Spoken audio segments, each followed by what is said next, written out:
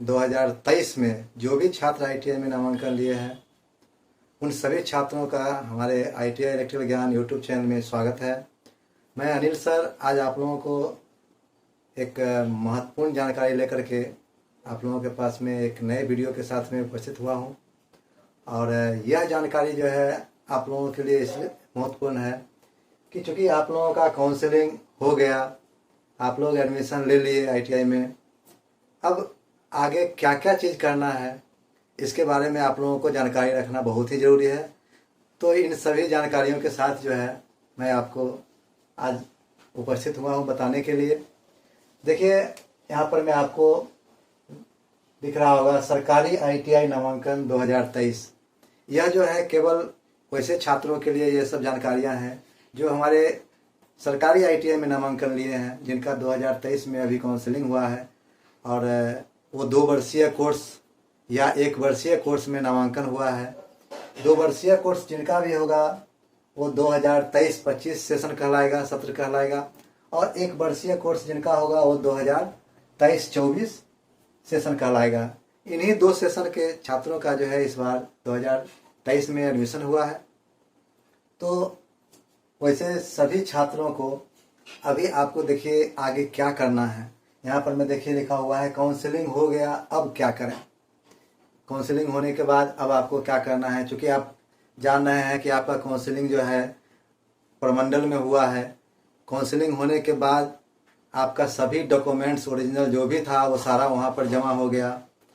अब वहाँ आपको एक पेपर मिला होगा, एक जो है ट्रेड अलॉटमेंट लेटर वहाँ पर मिला होगा, जो आपको उस लेटर, उसको एक तरह से बोलिए एडमिशन लेटर, जिसको लेकर के आपको अपने इंस्टीट्यूट में जाना है। क्योंकि यह काउंसलिंग हुआ है, यह आपका काउंसलिंग होने के बाद यहाँ पर प्रोविजनली रूप से आपका नामांकन हुआ है। अब आपको क्या है कि सबसे पहले अपने इंस्टीट्यूट जाएं आप और अपने इंस्टीट्यूट में जाकर के आप वहाँ रिपोर्ट करें। जब तक कि आप अपने इंस्टीट्यूट में जाकर रिपोर्ट नहीं करते हैं तब तक के आपका जो है नामांकन कन्फर्म नहीं हुआ है। देखिए मैं महत्वपूर्ण बिंदु सब यहाँ पर लिख दिया हूँ कि काउंसलिंग हो गया, अब क्या करें, एक ये पॉइंट है। दूसरा पॉइंट है आपका कि ITI में रिपोर्ट करना जरूरी है क्या। आपने जो है अभी काउंसलिंग करा लिया तो क्या अब ITI में रिपोर्ट करना पड़ेगा।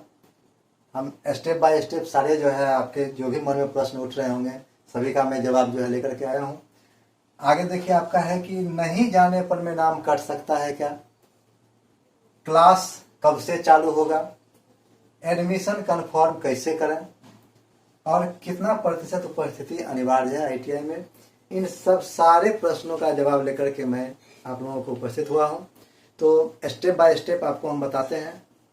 हो सकता है वीडियो थोड़ा लंबी हो जाए, आप लोग ध्यानपूर्वक इसको देखें, सुने और समझें, लास्ट तक वीडियो को देखें। देखिए सबसे पहले मैं आपको जवाब दे दूं कि ITI में रिपोर्ट करना जरूरी है क्या। तो हाँ, बहुत ही जरूरी है ये। जब तक आप ITI में रिपोर्ट नहीं करेंगे तब तक के आपका जो है नामांकन कन्फर्म नहीं होगा। इसके लिए आपको क्या करना है, काउंसलिंग वाला जो लेटर यहाँ से मिला है वो लेटर ले लेंगे और लेटर लेकर के आपको सभी जो डॉक्यूमेंट्स है जो आप यहाँ काउंसलिंग में दिए हैं उसमें जो मैट्रिक का डॉक्यूमेंट्स है उसका जेरॉक्स कॉपी जो है आप अपने इंस्टीट्यूट में जा कर के जमा करेंगे। ये काम आपका करना जरूरी है।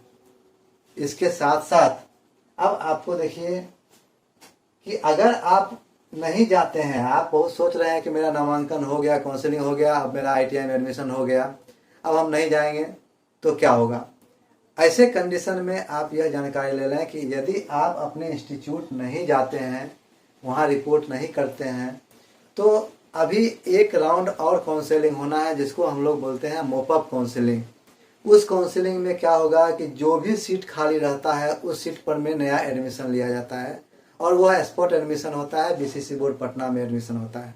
यह केवल बिहार के छात्रों के लिए है, बिहार के सरकारी ITI के छात्रों के लिए है। ये प्राइवेट ITI के छात्रों के लिए ये नहीं है, क्योंकि ये जो भी जानकारी मैं दे रहा हूँ इस बार जो सरकारी ITI में नामांकन लिए हैं उनके लिए है। अब देखिए अगर आप वहाँ नहीं जाएंगे तो आपका नाम जो है हो सकता है आपका इंस्टीट्यूट से आपका नाम हटा दिया जाए, क्योंकि विद्यार्थी जो है रिपोर्ट नहीं किया तो वो सीट खाली कर करके और मॉपअप राउंड में जो है दूसरे विद्यार्थी का आपके जगह पर में एडमिशन ले लेगा। ऐसा कंडीशन होता है। बहुत सारे ऐसे छात्र हैं जिन्होंने जो है अभी डॉक्यूमेंट्स जो है कुछ डॉक्यूमेंट्स जमा नहीं किए हैं, किसी का कोई डॉक्यूमेंट्स कमी था, वैसे सारे छात्रों को जो है अपने ITI में डॉक्यूमेंट जमा करने के लिए बोला गया है।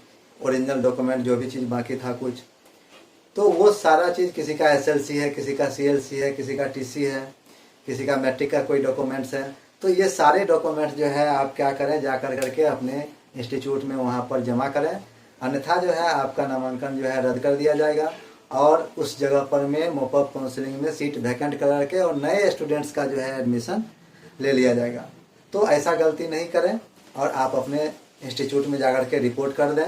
जो भी समस्या है आप वहाँ जाकर के बात कर लें, यह काम बहुत ही ज़रूरी है। नहीं तो फिर एक बार आपका नाम हट गया तो आप जो है परेशानी में पड़ जाएंगे। दूसरी बात है कि आप सबसे पहले यह समझ लें कि आपका एडमिशन जो है कन्फर्म कैसे होगा, कि आपका एडमिशन हुआ या नहीं हुआ। आप यहाँ तो करा लिए एडमिशन, कराने के बाद आपका सबसे पक्का प्रूफ क्या है कि आपका एडमिशन ITI में हुआ है। उसके लिए आपको जो है आपके पास में ITI का रसीद होना चाहिए। जिस ITI में आपका एडमिशन हुआ है उस ITI का वो एक एडमिशन रसीद देगा, जिस रसीद में आपका जो शुल्क लिया गया है वो शुल्क के बारे में लिखा हुआ रहेगा। जैसे आपको 980 रुपया शुल्क लिया गया होगा, जो जनरल के स्टूडेंट्स होंगे, BC EBC के स्टूडेंट्स होंगे, उनका जो है 980 रुपया लिया गया होगा, और 740 रुपया जो है SC ST वालों को लिया गया होगा। तो यह जो है आपको एक रसीद में लिख करके दिया जाएगा कि कितना रुपया लिया गया और कौन डेट में एडमिशन हुआ, किस डेट में एडमिशन हुआ, वो सारा चीज़ उस रसीद में लिखा हुआ रहेगा। तो यह रसीद जो है आप अपने इंस्टीट्यूट से प्राप्त कर लें। यह रसीद बहुत ही ज़रूरी है। इसके बिना आगे जो है आपको दिक्कत होगा। कोई भी काम होगा, फॉर्म भराएगा तब भी आपको रसीद का जरूरत पड़ेगा, कहीं पर किसी प्रूफ की जरूरत पड़ेगा, छात्रवृत्ति के लिए अप्लाई करना है तब भी आपको रसीद का जरूरत पड़ेगा। तो यह जो है आप अवश्य जो है पहले रसीद प्राप्त कर लें अपने इंस्टीट्यूट से। रसीद आपके हाथ में मिल गया तो आप कन्फर्म हो गए कि आपका नामांकन हो गया। साथ में एक जानकारी और ले लें यहाँ पर में कि जो रसीद आपका 980 रुपया जो आपको लिया गया या 740 लिया गया, उसमें किस किस चीज़ का जो है शुल्क रहता है। क्योंकि अगर 980 रुपया आपको लिया गया है तो उसमें से जो है 500 रुपया क्वेश्चन मनी का रहता है और 480 रुपया जो है आपका ट्यूशन फी रहता है। ये दोनों मिला करके जो है 980 रुपया होता है। आप 500 रुपया और प्लस 480 रुपया, यह 40 रुपया पर मंथ जो है ट्यूशन फी है और 12 महीने का जो है 480 रुपया आपको जमा ले लिया गया है। तो ये 480 रुपया 500 मिला करके 980 हो गया। और SC ST के लिए 20 रुपये पर मंथ है ट्यूशन फी, तो आपको 12 महीना का 240 रुपया लिया गया और प्लस जो है 500 रुपया उसमें क्वेश्चन मनी है। तो 500 प्लस 240 आपका जो है 740 रुपया ये हो गया। 500 प्लस 240 मिला करके 740 रुपया जो है आपका ये SC ST के लिए हो गया। आपको रसीद को बहुत संभाल के रखना है। 2 साल का ट्रेड है 2 साल तक संभालना है, 1 साल का ट्रेड है 1 साल तक संभालना है, क्योंकि उसी रसीद से जो है आपको बाद में फिर 500 रुपया वापस भी मिलेगा सभी छात्रों को। यह चीज़ ध्यान रखना है, इसलिए रसीद संभाल करके रखें। आपको 500 रुपया ट्रेनिंग समाप्त होने के बाद वापस आपको मिल जाएगा, तो रसीद जरूरी है। तो एक चीज़ तो हो गया कि ये कन्फर्म हो जाएंगे कि आपका नामांकन हो गया कन्फर्म। दूसरा जो है आपको वापस पैसा मिलने के टाइम में भी जो है उसका जरूरत पड़ेगा, इसलिए रसीद आप पहले इंस्टीट्यूट से प्राप्त कर लें। उसके बाद है आपका कि यहाँ पर में कि क्लास कब से चालू होगा। देखिए, जैसे ही आपका नामांकन हो गया अब आपका क्लास की बारी है। तो क्लास जो है 22 तक आपका काउंसलिंग है। 22 के बाद जो है 23 से बहुत सारे इंस्टीट्यूट में जो है अलग अलग इंस्टीट्यूट में जो है हो सकता है 2-4 दिन आगे पीछे हो, लेकिन कोई इंस्टीट्यूट जो है 23 को क्लास चालू कर देगा, कोई इंस्टीट्यूट जो है 25 को क्लास चालू कर सकता है, कोई इंस्टीट्यूट जो है 1 तारीख को चालू करेगा। तो आप जो है 22 के बाद और विलम्ब जो है अपने इंस्टीट्यूट जाकर के संपर्क कर लें कि कब से क्लास चालू हो रहा है। वहाँ एक नोटिस निकलेगा, उस नोटिस के अनुसार से आप अपना क्लास